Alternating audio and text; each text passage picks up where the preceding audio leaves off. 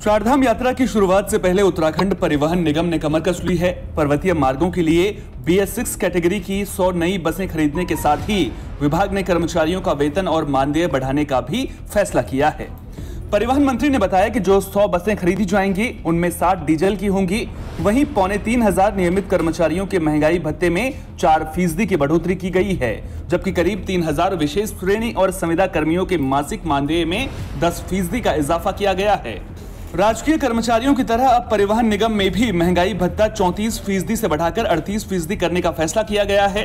साथ ही ड्राइवर और कंडक्टर की सुविधा के लिए भी अहम फैसले लिए गए हैं। जरूरत पड़ने पर चारधाम यात्रा में आने वाले तीर्थयात्रियों के भोजन की व्यवस्था भी परिवहन निगम की ओर से की जाएगी। माननीय मुख्यमंत्री जी द्वारा पिछली कैबिनेट बैठने के बाद कल हमारे उत्तराखंड परिवहन निगम की बोर्ड की बैठक, जिसमें हमने 4-5 बहुत महत्वपूर्ण निर्णय लिए। पहला निर्णय, हम 100 गाड़ियां खरीदी जा रहे हैं, जिसमें 40 गाड़ियां BS6 की और 60 गाड़ियां हम डीजल की खरीद रहे हैं। और मार्च में ये गाड़ियां खरीद लेंगे ताकि हम चारधाम यात्रा में भी चला सकें और पहाड़ की रूटों में हम सभी गाड़ियां हम चलाने का हम अप्रैल में हम प्रयास कर रहे हैं। दूसरा, कर्मचारियों के हित के लिए हमने कई महत्वपूर्ण फैसले लिए हैं कि जो हमारे संविदा कर्मचारी हैं और विशेष श्रेणी के कर्मचारी हैं, उनको हमने सभी कर्मचारियों को अतिरिक्त रूप में हमने 4% दिए। उत्तरकाशी में टनल निर्माण के दौरान मिट्टी धंसने का एक वीडियो जमकर वायरल हो रहा है। वीडियो में मजदूर अपनी जान बचाकर भागते नजर आ रहे हैं। इस वीडियो के वायरल होने के बाद एक बार फिर सवाल खड़ा हो रहा है कि क्या पहाड़ों में विकास कार्यों के नाम पर विनाश लीला रची जा रही है। दरअसल उत्तरकाशी यमुनोत्री हाईवे सुलक्यारा और पोलगांव के बीच सबसे लंबी सुरंग का निर्माण कार्य चल रहा है।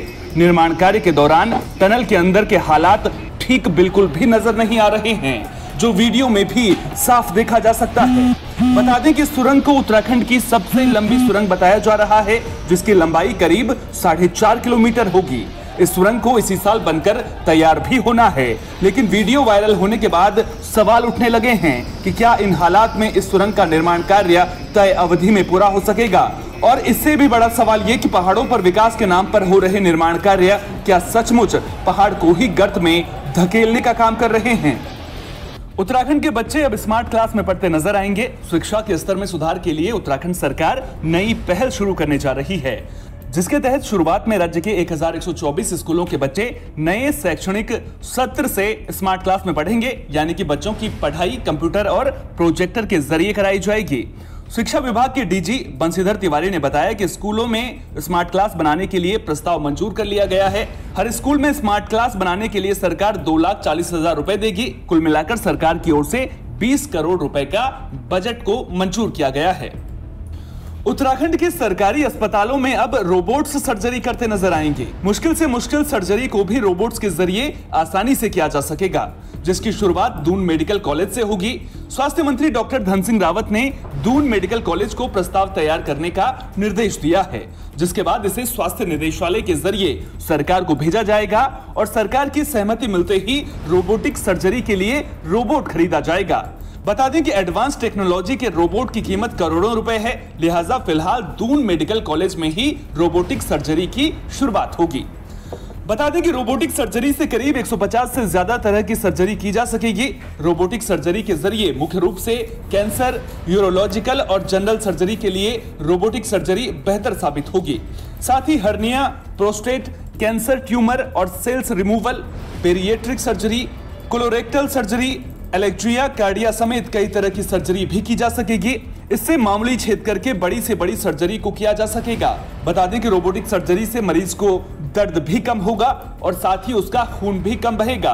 उम्मीद जताई जा रही है कि 2023 के आखिर या फिर 2024 की शुरुआत में इस पर काम शुरू होगा और फिर राज्य को इसकी सुविधाएं मिलनी शुरू हो जाएंगी।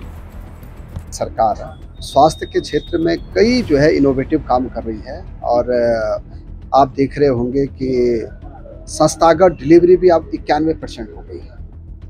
28 लाख लोगों की जांचें हम लोगों ने अभी तक फ्री करा दी है। 6.5 लाख से ज़्यादा लोगों की आयुष्मान भारत में इलाज फ्री हो गए हैं।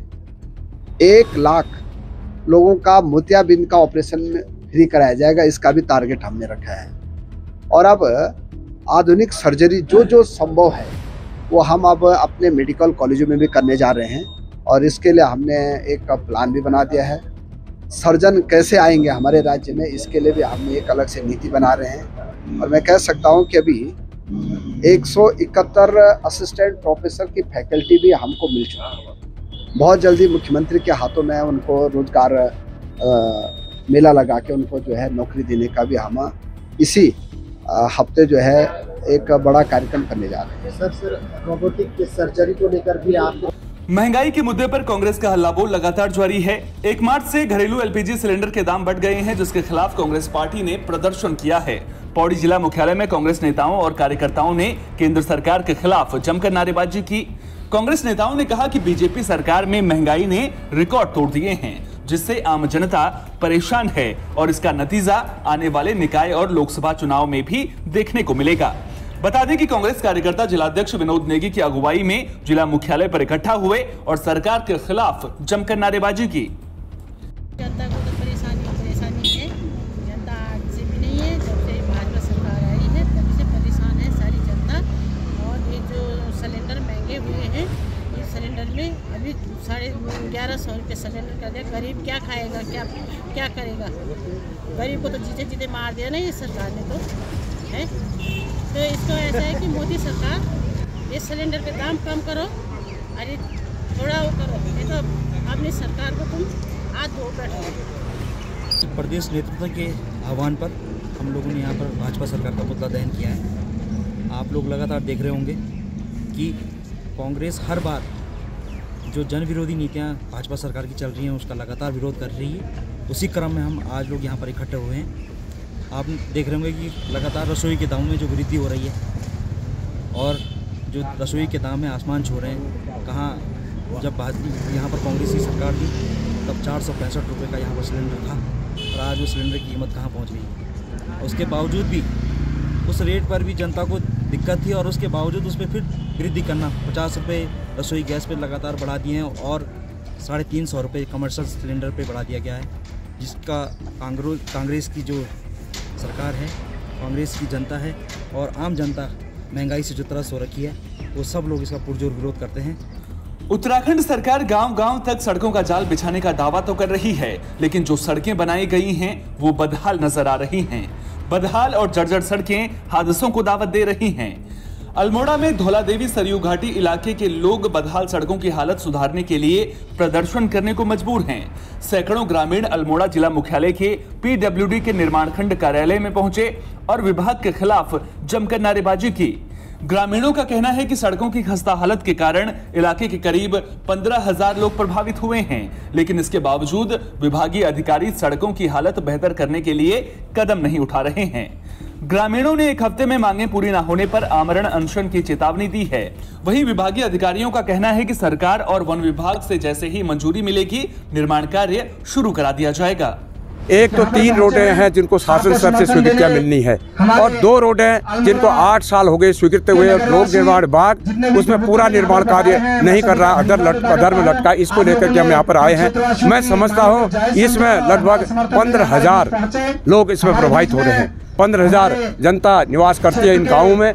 इन गाँव के जो यहाँ के प्रधान लोग यहाँ पर आए हैं, यहाँ के लोग इसको प्रभावित हो रहे हैं। इनकी मांग है, लगातार मांग करते आ रहे हैं। हमारी 2 चाहे खेती जटरा दौला चित्रा रोड के मार्च में हम चाहते हैं उसके जो अधूरा मार्ग पड़ा है उसके टेंडर लगाएं, उन मार्ग को पूरा करें। और 3 मोटर मार्ग डामरीकरण के आड़ा सलपड़ का और जो है चिमखोली जो स्वतंत्रता संग्राम सेनानी का गाँव है और कोला जो है, उन रोडों को हम तत्काल चाहते हैं कि उनकी स्वीकृति शासन स्तर पर ली जाए और लोगों को यातायात से सुविधा दी जाए। यदि नहीं किया हमने तय कर रखा कि 1 अप्रैल से हम तहसील स्तर पर आमरण अनशन, क्रमिक अनशन, व्यापक जन आंदोलन करने के लिए बाध्य होंगे। समस्त क्षेत्रवासी की कार्यालय अध्यक्षीय विनता निर्माण खंड में अपने क्षेत्र की सड़कों की मांग को लेकर पहुंचे हैं। हमारे धनिया आरसलपुर मोटर मार्ग जो कि दयनीय स्थिति में है, जिसमें बहुत ही खड्डे हो चुके हैं, डामरीकरण का कार्य होना है। उसके साथ ही हमारे क्षेत्र में चिमाकोली जो एक घाटी में बसा हुआ है, 6 किलोमीटर की चढ़ाई चढ़ करके रोड में पहुंचना पड़ता है, उसमें मोटर मार्ग का निर्माण होना है। उसके साथ ही हमारे क्षेत्र में जाजर कोला मोटर मार्ग का निर्माण होना है, जिसको विभाग द्वारा लटकाया जा रहा है। बार बार विभाग के द्वारा क्षेत्र की अनदेखी की जा रही है। हम समस्त क्षेत्रवासी आज विभाग के विरोध में अपने क्षेत्र की मांगों को लेकर के 3 सूत्री मांगों को लेकर के यहाँ पर पहुँचे हैं। जागेश्वर क्षेत्र के स्थानीय ग्रामीणों द्वारा धनियारा सल्फर मोटर मार्ग के लिए उसके मेंटेनेंस के लिए कहा जा रहा है। ये अभी पीएनजीओएस से बनी है और हमें अभी प्राप्त हुई है, जिसका हमने 11.94 करोड़ का एस्टिमेट बना दिया है और उसको हमने दिसंबर के माह में शासन को प्रेषित कर दिया है। जैसे ही स्वीकृति प्राप्त होगी टेंडर लगा के तुरंत कार्य प्रारंभ कर दिया जाएगा। दूसरी डिमांड है चिमखोली से मयोली बैंड मोटर मार्ग के लिए, जिसकी स्वीकृति प्राप्त है, जिसका हमने वन भूमि हस्तांतरण प्रस्ताव बना के ऑनलाइन कर दिया है। उसमें सीए लैंड का कुछ रिजेक्ट कर दिया गया था, तो हमने उसको भी डीएम साहब से सीए लैंड का प्रस्ताव लेके और उसको फिर से हमने डीएफओ साहब के यहाँ भेज दिया है। अभी उस पर वहाँ से कार्रवाई होनी है। चमोली के देवाल ब्लॉक में वन संपदा को बड़ा नुकसान हो रहा है। एक और वनाग्नि से छोटे पौधों और जंगल की संपदा को नुकसान पहुंच रहा है। वहीं पेड़ों के अवैध कटान के मामले भी थमने का नाम नहीं ले रहे हैं। दरअसल सरकोट के जंगलों में इन दिनों वनाग्नि से बड़ा नुकसान हो रहा है। साथ ही वन विभाग को पेड़ों के अवैध कटान की शिकायत भी मिल रही है, जिसके बाद वन विभाग की टीम मौके पर पहुंची। रेंज अधिकारी हरीश थपलियाल ने बताया कि पेड़ों को काटने की अनुमति किसने दी है, इसकी जांच की जा रही है। हमारी विभागीय जांच चल रही थी, जिसमें पता चला कि यहाँ पे कुछ पेड़ कटे हुए, मतलब आवश्यकता से अधिक कटे हुए हैं। तो ये सरकोट वन पंचायत के अंदर पड़ता है ये वाला पूरा क्षेत्र। और अभी हमारी जो जांच चल रही है उसमें हमें 5 जो तीड़ के पेड़ हैं वो उनका चिरान कटा हुआ पाया गया है और उसके वो किस तरह से किसको दिए गए हैं उसकी अभी चल रही है। वैध तरीका से कह नहीं सकते हैं, इस पर विभागीय जांच जब पूरी हो जाएगी उसके बाद ही पता चलेगा कि ये वैध है या नहीं है। उसके लिए सरकोट के वन पंचायत से उनके जो हमारे सारे दस्तावेज हैं, जो उनका विभागीय रजिस्टर अगर उन्होंने कोई बनाया है वो मांगा गया है, कोई रसीद अगर उन्होंने दी है वो सब मांगा गया है। जाँच करने के बाद ही पूरा पता चल जाएगा। चंपावत के डीएम नरेंद्र सिंह भंडारी अधिकारियों के साथ राफ्टिंग का लुत्फ उठाते नजर आए। दरअसल डीएम पूर्णागिरी में व्यवस्थाओं और दूसरी समस्याओं का निरीक्षण करने पहुंचे थे। इस दौरान उन्होंने अधिकारियों के साथ चरण मंदिर से लेकर करीब 13 किलोमीटर दूर तक राफ्टिंग की। राफ्टिंग के अनुभव को साझा करते हुए डीएम ने कहा कि सरकार टूरिज्म को बढ़ावा देने के लिए लगातार कोशिश कर रही है। मुख्यमंत्री के अगले टनकपुर दौरे के दौरान राफ्टिंग करने से जुड़ी तैयारियों का भी डीएम ने जायजा लिया है। राफ्टिंग बहुत अच्छा है, हमने रैपिड एक बीम कम्बा किया और एलए भी किया, सलालम भी किया, बहुत अच्छा मजा आया और वीडियो दिखेंगे आपको, बहुत अच्छा। पहला वाला जो अच्छा था बहुत अच्छा, उसमें बहुत ही आनंद आया सबको, मुझे भी आनंद आया और पहली बार मैं राफ्टिंग कर रहा हूँ डीएम साहब के साथ। बहुत अच्छा एक्सपीरियंस था, तीनों रैपिड्स हैं बहुत बढ़िया है, जितना सुना था उससे बढ़िया और आपका लीडरशिप भी बढ़िया है। और मैं भी ये कहना चाहता हूँ कि राफ्टिंग करनी चाहिए, काफ़ी इंटरेस्टेड और रोमांचित रहती है। अल्मोड़ा पुलिस ने एक शातिर तस्कर को गुलदार की खाल के साथ गिरफ्तार किया है। आरोपी गुलदार की खाल को तराई में बेचने के लिए ले जा रहा था, लेकिन इससे पहले ही आरोपी पुलिस के हत्थे चढ़ गया। आरोपी नंदकिशोर की गिरफ्तारी सोमेश्वर पुलिस, एसओजी और एएनटीएफ ने कोसी दौलाघाट पुल के पास से की है। पूछताछ में आरोपी ने बताया कि उसने मांस में जहर मिलाकर गुलदार का शिकार किया था और फिर वो खाल को तराई में बेचने के लिए ले जा रहा था। पुलिस ने आरोपी के खिलाफ वन्य जीव संरक्षण एक्ट के तहत मुकदमा दर्ज कर लिया है। देहरादून के एसएसपी दलीप सिंह कुंवर विकासनगर कोतवाली का निरीक्षण करने पहुंचे। उन्होंने अधिकारियों और कर्मचारियों को कोतवाली और दस्तावेजों के रखरखाव के साथ दर्ज शिकायतों का जल्द समाधान करने के निर्देश दिए। एसएसपी ने जनसंवाद कार्यक्रम के दौरान लोगों की शिकायतें भी सुनी। साथ ही उन्होंने होली के त्योहार के दौरान लोगों से सावधानी बरतने की अपील की। साथ ही पुलिस कर्मियों को भी जरूरी दिशा निर्देश दिए। हाँ, होली के दृष्टि जो है, होली बहुत संवेदनशील त्यौहार है और सांप्रदायिक रूप से विकासनगर बड़ा संवेदनशील जगह है। इसलिए एक तो होली का दहन विवादित जगह पर ना हो और उसमें जो है किसी प्रकार का कोई